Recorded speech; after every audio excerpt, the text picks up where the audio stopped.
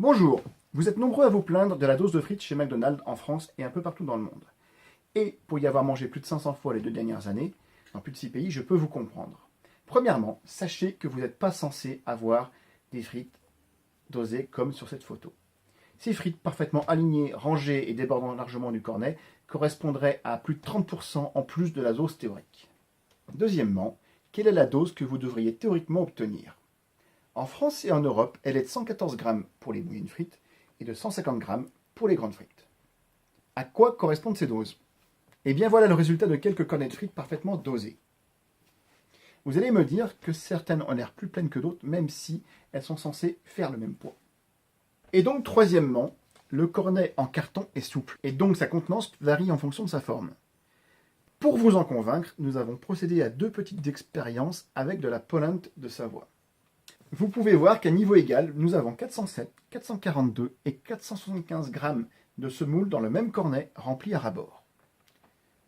Vous pouvez voir aussi que 442 grammes de semoule déborde dans un cornet aplati, est à niveau dans un cornet normalement pincé et qu'il semble en manquer dans un cornet bien arrondi.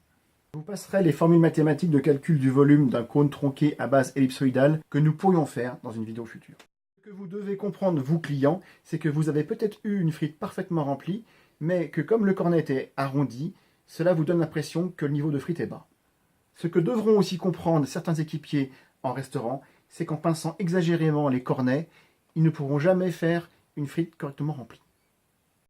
Quatrièmement, et ce message est particulièrement adressé aux gens qui prennent des commandes au drive ou à emporter au comptoir, il faut savoir qu'avec le temps, la frite a tendance à s'écrouler sur elle-même et que le cornet a tendance à s'arrondir dans le transport. Ce qui veut dire que quand vous arrivez, vous avez l'impression qu'il y a beaucoup moins de frites qu'au départ. Et donc vous avez l'impression qu'il en manque, mais il n'en manque pas du tout.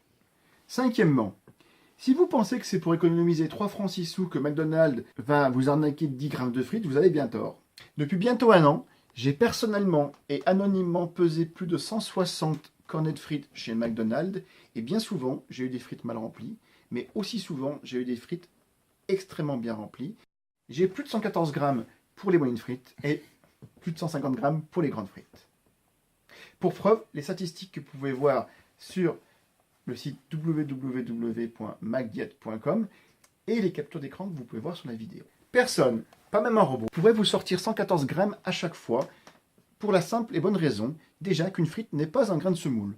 Son poids dépasse souvent le gramme et sa forme fait que d'un remplissage à l'autre, vous en aurez plus ou moins dans le même volume. Et on l'a vu, le volume varie en fonction de la manière dont on tient le cornet.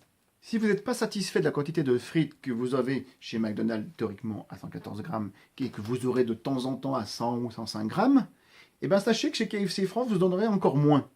La moyenne de leurs frites est de 84 grammes pour les moyennes frites et de 116 grammes pour les grandes frites. Et chez Quick, ça sera 95 grammes pour les moyennes frites et 129 pour les grandes frites. Conclusion, on peut reprocher à McDonald's d'être un peu parfois léger sur les doses de frites, mais en moyenne, ils respectent leur contrat et sont bien plus généreux que KFC et Quick, leurs concurrents directs. Merci d'avoir suivi cette vidéo jusqu'au bout, et si vous l'avez aimé, vous pouvez mettre un like sur notre page Facebook MacDiet, ou vous abonner à notre chaîne YouTube MacDiet du même nom, et je vous dis à bientôt pour de nouvelles vidéos et de nouveaux sujets concernant McDonald's, les fast-foods et la nourriture américaine.